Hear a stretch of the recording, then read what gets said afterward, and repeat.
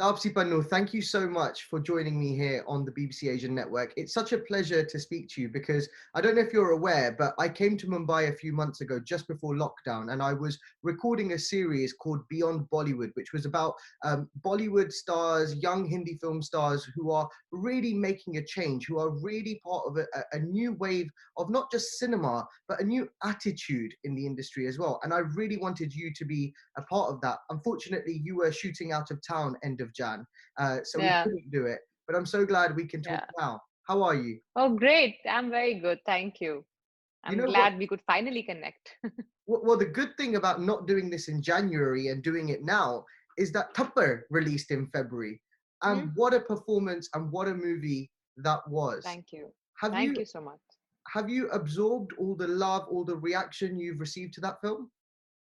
Um, Honestly, I don't know if I absorbed it at all because I was not there when it released. I was shooting, and the moment I came back when the lockdown was called. So actually, I was not really on ground to actually see the reaction much. I whatever I could gauge was from all the messages, emails, all the things that I read about it online, which I still do almost every day. I read something new about it from some or the other social media handle. Yeah, I mean, so whenever I feel like I can actually just go and use the hashtag of the film and read something new every day. I do that sometimes actually when I feel that I missed the whole release buzz, and it's still like I think I'm still enjoying it somewhere. It'll take some time for me to say, okay, I've gotten enough. You know, when you look at Tupper as a standalone film, it's so impactful in itself. But when you add that to your wider filmography, it really builds you out to be this woman who is part of films that are empowering, that are motivating, that are inspiring, that are educating audiences intelligently. You know, if I mention Sant Ki Aankh, Mission Mangal, Badla, Mulk, Surma, there's so many. Pink, of course, which you know your fans were tweeting me saying, "Why didn't you mention Pink?" But yeah, all of those films are part of. All of those films have something to say about women in India today. Is that a conscious effort on your part? Honestly, no, not really conscious effort. It was a snowball effect after Pink, that it so happened. But what really I think subconsciously what happened was I was kind of how I choose my films is I think of it as an audience that do I want to see this or I've seen enough of it. I judge it basis that. So when these kind of films come up, especially with these kind of female characters, it kind of makes me feel that I haven't seen this on screen. So it's exciting because I won't say that all facets of a man's personality have been explored in Indian cinema, but relatively, the male protagonists have shown a lot of different colors compared to the female protagonists if you see the things from an overall point of view. So when these kind of interesting women related topics come up, it's new for me.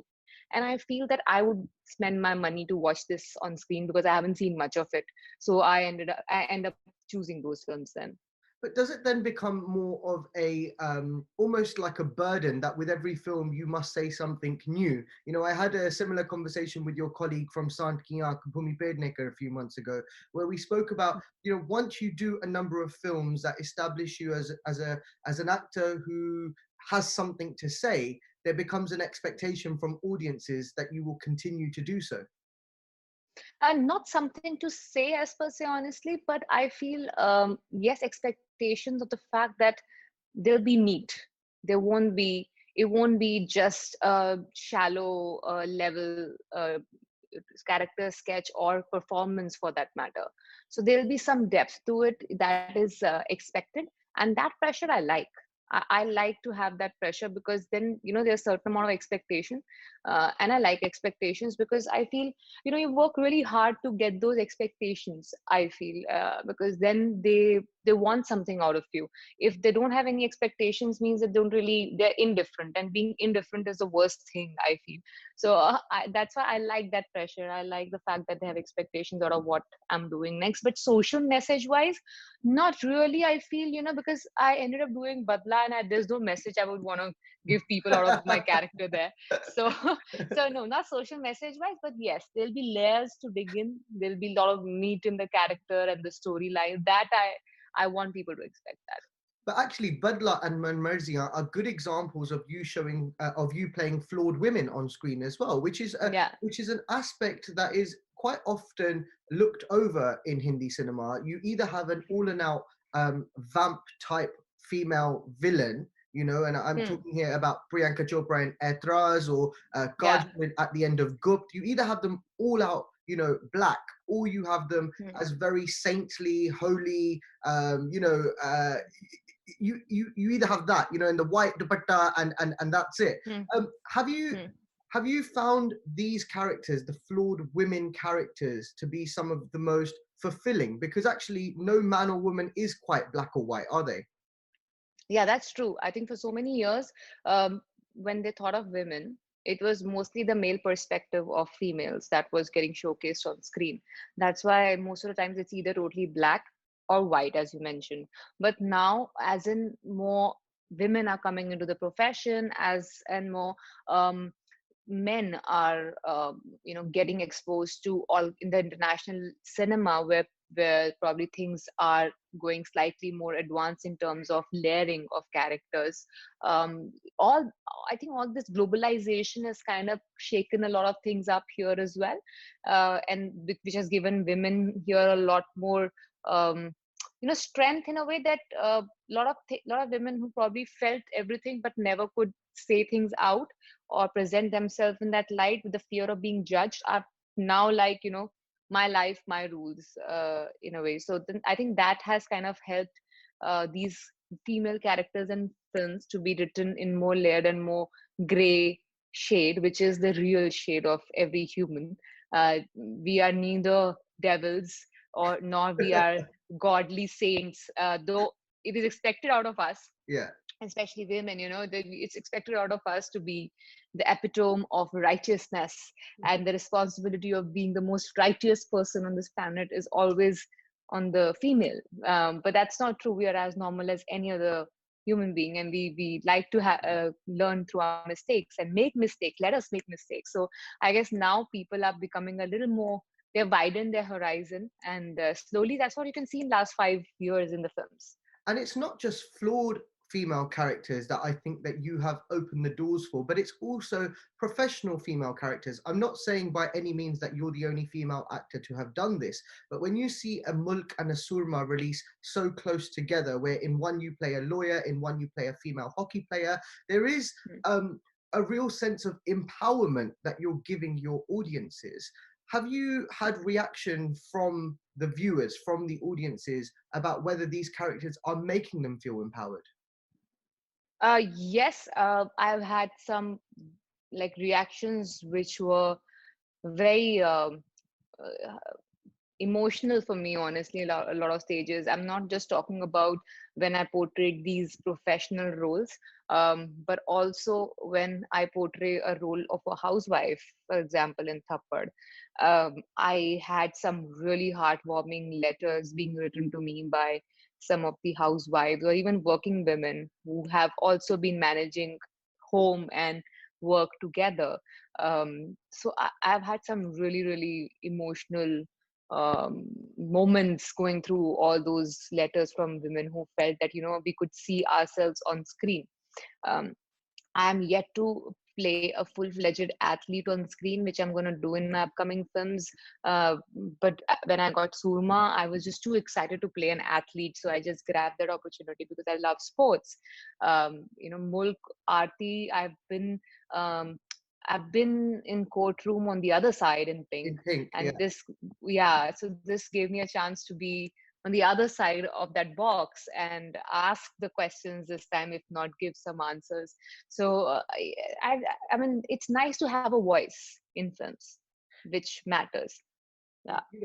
I must ask you that actually, you've mentioned that, choosing a film with a social message is not part of a conscious effort that you're making as an actor, but it just so happens that more of your films do have one than those that don't. Even Sant Ki Aankh, in a very subtle way, had a very strong message about female empowerment, about, the dynamic between these two daddies and their husbands is very, very interesting to watch play out on screen.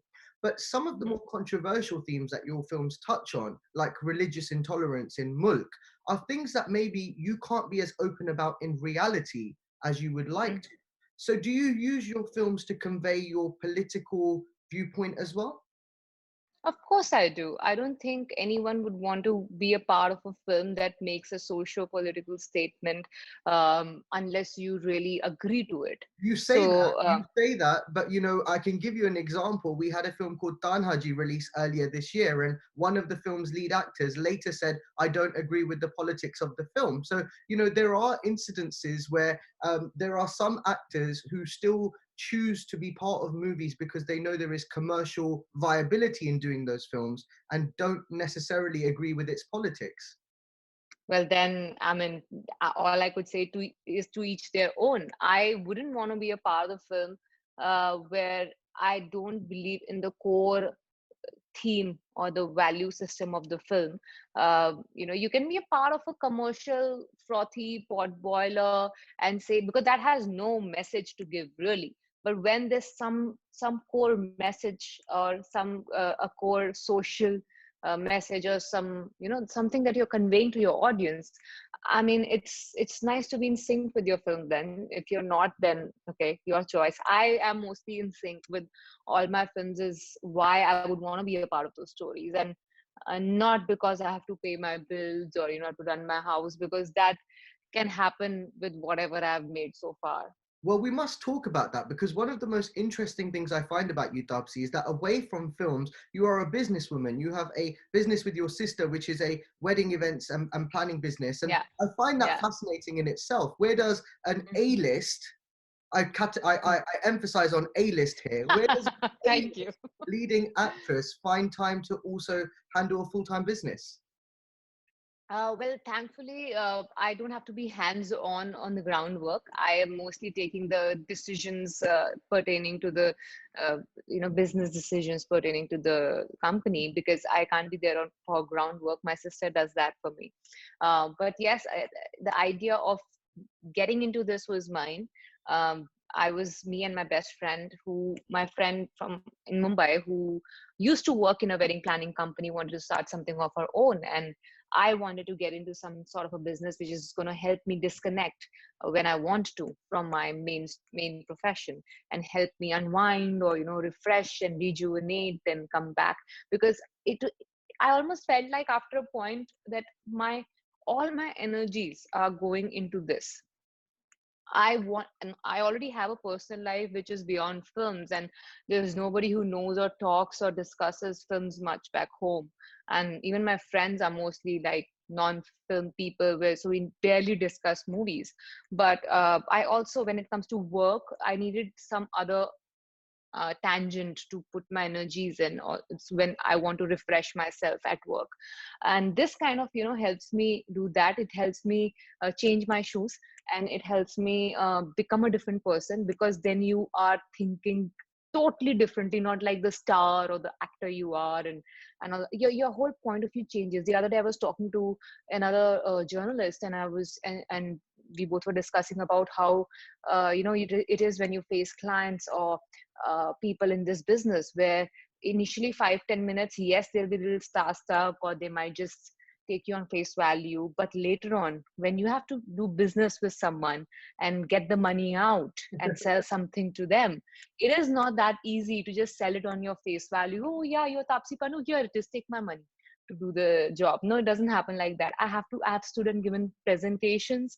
I have gone and fought with people over right and wrong, and then eventually ended up like having some legal battle with some people, because you don't work according to ethics and profession and rule book. You end up fighting with me in court then.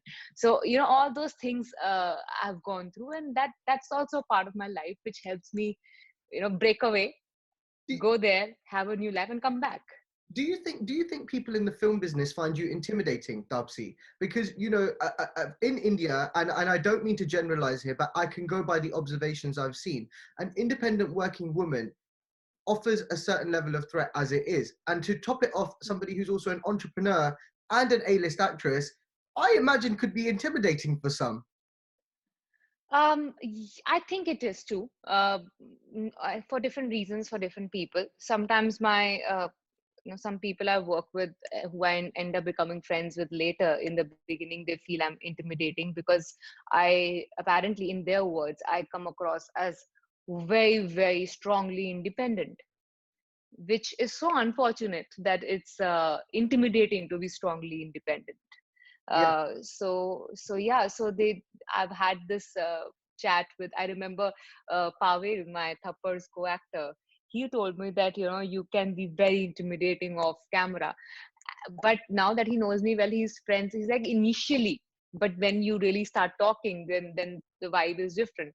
But if I want, yes, I can be really intimidating to people because I really don't want people to unnecessarily mess with me or take me for granted or try to take me on a ride. And I'm glad that that intimidating aura is there for those people, and I can easily break it if and when I want to. For people I don't want to feel intimidated with me. But yes, you're right. In India, generally, if a woman is strong, independent, well spoken, and makes sense, yes, you are intimidating. And when you know how to talk and give it back logically, then yeah, then you are almost unreal species that exists for them. the reason why I think all of the different facets of your life work together so well is, I imagine that some of the clients you meet in your business help Mm, you bring characteristics to your on-screen roles. For example, a film mhm, like Tupper, which is in a very domesticated household where there is a mother-in-law, there is a very traditional middle-class couple. I imagine is probably reflective of a lot of the clients that come to you in your wedding planning business as well. Certainly somewhere there must be flashes of those. And when I don't know if you've seen this show called Indian Matchmaking on Netflix. Have you seen it? I have, I'm binge watching it right now. Okay, it's making me want to pull my non-existent hair out because I am looking at it and I'm like, even though I know it's for real, it's just a big nonsensical comedy series for me. I'm just looking at it like that. Even though I know this is not comedy, this is reality, but it is just so bad that it is good to laugh at. it It is is. that. It is. I agree with you. I found the first 3, 4 episodes comical, but then when I got to the sixth and seventh episode, I was like, no, this is actually quite damaging for the Hmm. representation of South Asians. And the reason why I ask you this is I you've. haven't reached. I've only reached. I think I'm 6 episodes down right Oh, now. look, it's about to go really down now, Taapsee. Get ready for Okay. Okay. the reason why I say this is you can use films to make change. A man might watch Tupper and realize that for years he's been behaving unequally with his partner. An elderly man might watch Sant Ki Aankh and realize that his wife has been living out of fear of his reaction. Do you see circumstances around you and hope to bring those on screen to make that kind of change? I definitely want to start a conversation around it. Change is something which is not in my hand as a person in films or even in the hands of filmmakers, largely because we can't force a human being to change. But yes, we can definitely start a debate, show the other perspective, which they probably have been overlooking or not ready to watch it or see it for some reason. You can definitely put that out there and open in their faces to see that this is also the reality. So yes, so that I can do, and which I intend to do with my films. But how much it changes, it depends on individuals. Like for example, when you speak about Thappar, I know Anubhav sir mentioned a couple of times that there were guys, men who came up to him after watching the film, and they were like, "Okay, I think I need to rush back home." And so thought maybe he didn't like the film. Like, no, I think I need to say sorry to my wife. Wow. So yeah, there have been like such beautiful instances of a lot of men confessing that, okay, we never thought we did anything wrong to our better half, but I think we still did, because patriarchy was so deeply ingrained that we never saw this as a problem. Like I'll tell you something as basic as when something happens where I voice my opinion or say something which nobody else normally does on certain issues. I end up hearing, you are the only man amongst others, like that. I've heard such statements from people. I'm like, I'm glad to be a woman, and I think that's where my strength comes from, and that's the reason probably I could give back, because being woman has given me that much of strength to give it back when I feel something is wrong. So it's just like, strength is so synonymous with being a man that you don't really realize. It's so deeply ingrained that you don't realize you're actually being misogynist or patriarchal. You feel that this is normal. Yeah. So we have normalized a lot of these things, which I think it's been happening for decades and decades. So it won't just go out of the window suddenly. It just will take its time. But the key is to not to give up. Just keep exploring it and pointing it out. I really want to explore this now, actually, because this attitude of not giving up, you've been described as a fighter, you've been described as somebody who's an optimist, who's constantly trying to do better. And I think that's inspiring, but some people have used that quality, I would say, against you to essentially say that you're complying with, or you almost say you've given up fighting rather than encouraging it. You have been attacked on social media over the last few days. In fact, you've been attacked on social media many times before as well, but Yeah, yeah. in the last few days, because you refuse to say that nepotism or that star kids are the reason why some other actors haven't advanced as far in their careers. What is your view on this generally? See, I think my view remains the same from the time I entered the film industry till now. And that didn't change basis my personal experience, no matter it was good or bad or whatever. So it was not because of convenience that I formed this opinion about nepotism. It's because I saw it, understood it, and I've been believing in it till now, that you when you enter film industry, you obviously know that there are families, there are camps, and there will be favoritism of some or the other sort, which has been happening for years. And like it or no, it'll keep happening. Because how do you really judge that if someone is genuinely deserving of a certain role, and or is just getting because she or he is so and so's son or daughter? If that person is talented, how do you judge that, okay, no, he's talented but not as talented is like that outsider? Now it's a very subjective term to decide. Maybe your favorite actor is different from mine, right? Doesn't make your choice the right choice or my choice the wrong choice, right? So according to me, if I say, no, I found this person talented, so I took, and you'll be like, no, you've done a wrong choice because this person is an insider, you have taken it. No, but that person might be insider and talented also. Okay, so it's a very gray area that we are discussing, insider outsider. I don't think any particular argument can stand valid if you try to fight it out with a black or a white. You have to understand the gray space in it. And my stand on nepotism, yes, I have been replaced by star kids in films, but I refuse to spew hate. I don't like being bitter. Yes, I'm gonna fight it out. I have been fighting it out. Otherwise, there's no way I would have reached here. I still I have fought my own battles. Nobody has fought my battle for me. So, and I have not given anyone the flag or something to lead my way, and I'm following. So it's me who's following my battle, fighting my battles. So if I have to today stand and say that, okay, I've reached here because I was nice to the insiders. No, I've reached here because I've been nice. I've been seeing things from a positive perspective, be it with outsiders or insiders, because I think it drains my energy when I see something negatively. It takes my focus off. I concentrate way too much on the downfall of my contemporaries. Then if I'm always seeing things like, how dare she got that, how she's not deserving of this, it drains me out totally. So, and I can't then focus. but it feels like you've reached breaking point now, because it feels like your silence has been taken for granted. Do you feel that way? I mean, there is an actress, Kangana Ranaut, who has repeatedly made digs at you. And not just her, but her sister as well. And they're quite personal attacks, you know, calling you a cheap version of Kangana Ranaut, saying you're a B grade actress. These are personal attacks rather than professional ones. Do you have you reached breaking point with that now? And do you think your silence has been taken advantage of?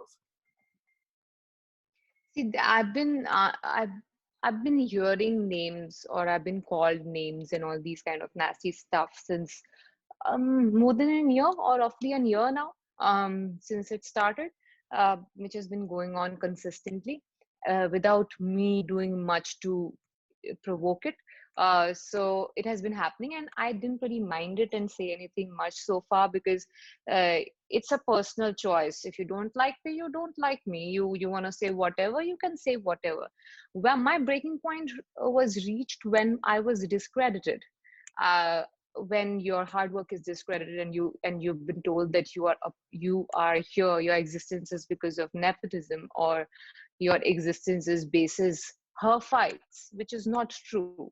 I fought my own battles, so you cannot say that I'm here because of someone else. So that was my trigger point, when I was discredited for all the hard work I've done by myself. Because in every interview, when I was asked about being an outsider, I just said, I know it's going to be harder, but good or bad, right or wrong, success or failure, it'll be mine. And that's what I was always very proud of, that it's going to be mine, and nobody can take the credit of my success. So when that was questioned, and when that was brought out as this is not mine, is what triggered me, that this is mine, and nobody dare question that. And that's the reason why I finally spoke up. I don't mind, you can keep calling me whatever names you want to call, because that just shows your vocabulary, not mine. So that doesn't bother me. What bothers me is you coming out on whatever platform and taking away the credit of my hard earned success. And I won't let that happen that easily. So that's the reason why I finally broke my silence. In terms of being somebody who's not from from the film industry, do you resonate with any of Kangana's arguments? You know, the points about being replaced by Star Kids. You've said yourself that you have been replaced by Mm. Star Kids. The points about them almost being cliques of or groups within the industry that operate within themselves, which means it's harder for other people to get those opportunities. Do you resonate with any of Kangana's arguments? I resonate with quite a few, but just that the way of presenting them or looking at them might be different. Yes, as you said, I've mentioned that I've been replaced. Even when I was not replaced by a star kid, like in Pati Patni or Wo, when I spoke up that I was replaced, and Bhumi ended up doing the character that I was asked to do. I stood up and spoke then as well about the unprofessional practice of replacing an actor without informing the actor. So I spoke up then as well, even though it was not an insider outsider debate.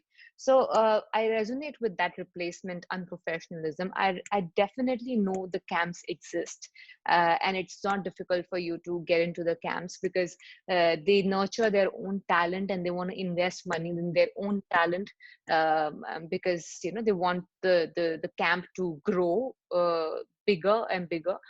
Yes, that's I totally agree to that. But calling them, I calling them out in a way that uh, they are responsible for murders, and or they're responsible for um, killing people, or to the killing an entire career. I don't resonate with that, because I haven't seen that happening, and nor have I felt it. Yes, there have been times my roles have been taken away, but that's not killing my career. I still made my way. I maneuvered and made my way, because I refused to sit down disheartened, saying nothing can happen after that, and I'm dead and I'm gone after that. That I can't stand back. So I maneuvered and somehow made my way in spite of those pitfalls. So just I haven't gone through it. So I can't just still jump and say that I agree with you. And just because I don't agree with you doesn't make me wrong. You can be right in your own in your own way because of your experiences, and I can also be right because I've got these experiences. Just because my experiences don't match with yours doesn't make either of us right or wrong. So yeah, so that shouldn't be the basis of uh, taking digs at personal digs at people. If I wanted, I could have taken a lot of personal digs.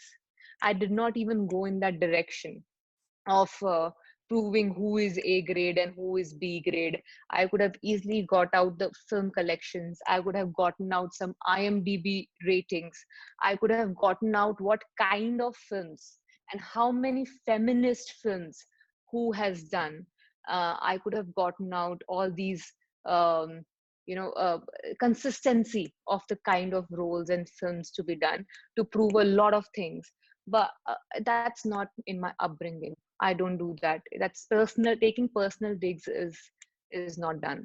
More generally, do you think the conversation around star kids, around nepotism, has taken a toxic turn? That's what some people have accused this conversation of having become on social media. Yes, that's so true, and that's the reason why I try to stay away from it for the longest time possible. Now, where it comes to Sushant, the thing is, I honestly never even got to meet that person before. So I can't just I felt I was shocked the day it happened, because he's a colleague, right? I haven't worked with him, I've never met him. I've seen his work, I've liked his work. So I got shocked as a colleague, but I did not know him at all at personal level. Unfortunately, did not even get to say a direct hi to him ever. So I cannot today go out and claim to be his well wisher and fighting his battles when I did not really know him as a person, and what he really wanted to do, and what was his state of mind, or what did he really want, or why did he really do it. I have no idea about it. So I would not go and take advantage of this sad situation for my personal issues. So that was very, very weird, that there are a lot of people who are taking advantage of this situation and trying to have their personal vendetta. Because where were you? I didn't see you in the vicinity when around Sushant when he was there. So suddenly coming up and fighting on his behalf, and making the battle ugly and taking it away from him, and what he probably was feeling at that point, is so unfair at so many levels. So yeah, I just feel sad that someone is taking advantage of someone's death in this way. Also, of course, I just want to touch on the aspect of mental health here, because, of course, you have mentioned Sushant Singh Rajput's name, but when he passed away, the conversation was initially around mental health, about creating an environment where people felt comfortable speaking out about the state of their mental health. And actually, Yeah, yeah. the accusations of him not being able to speak about his mental health because of the environment around him is kind of what is being done to star kids now, is it not? I mean, the way they are being. Exactly. So you are fighting for the mental health status and the reason behind it. When it comes to Sushant, you're fighting for him now, while you are damaging the mental health of a lot of other people. I am appalled at how, in the same conversation, can you say that you're standing and fighting for the men? How did you torture someone or bully someone or harass someone? And in the same conversation, you're harassing and bullying other people.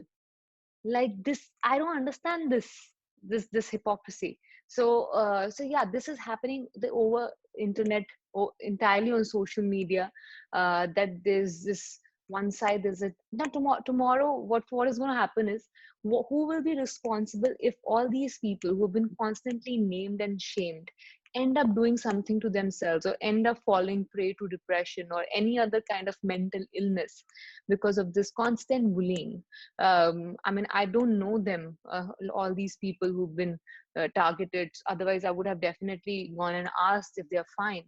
I don't know them, but I just hope they're not in a terrible state after the kind of things that they are going through since past few days. Because you cannot win this battle against mental issues by putting someone in a mental issue, or Also, throwing one.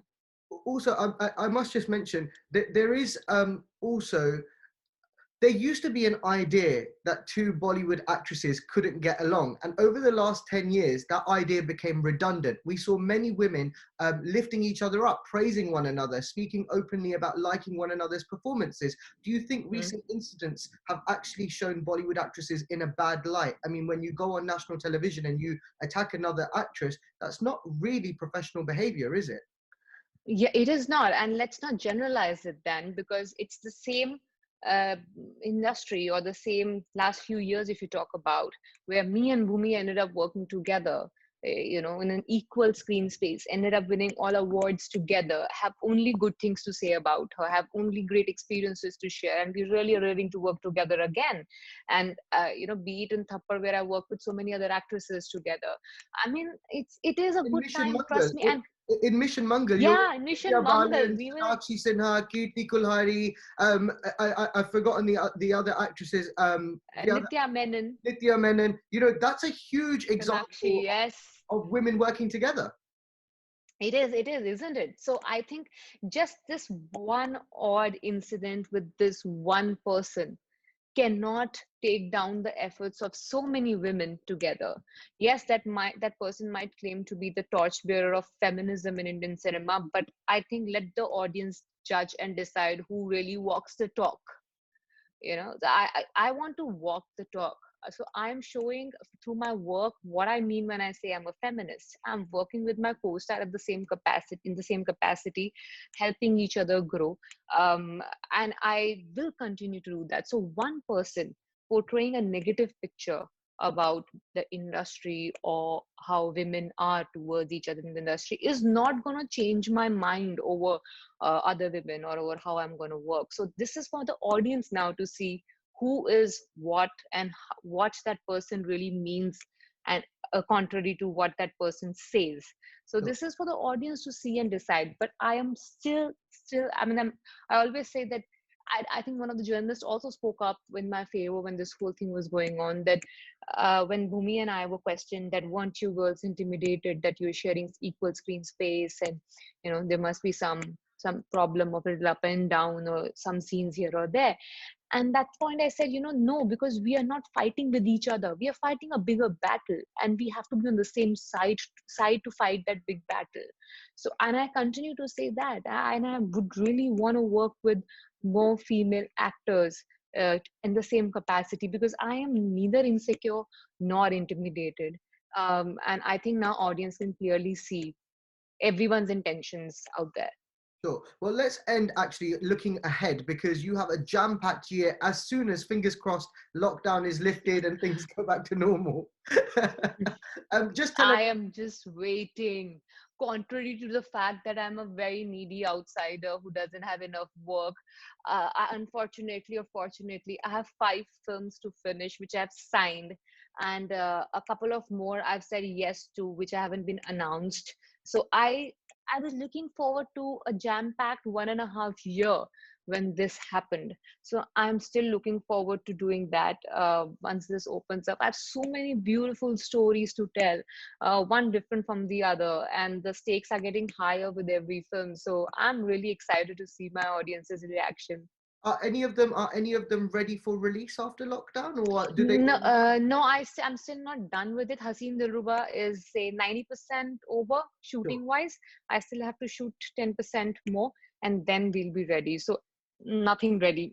Okay. Well, we will hope and wait and watch. And in the meantime, we will rewatch all these amazing films you've given us, Taapsee. Honestly, you have really emerged as one of the strongest female actors in the industry today. And you are impressing us all with every performance. So thank you. Thank you so much. It was a pleasure talking to you. If you enjoyed this, like and subscribe, and click the bell icon to keep up to date. For more great audio and video from the BBC, listen on Sounds, watch on iPlayer.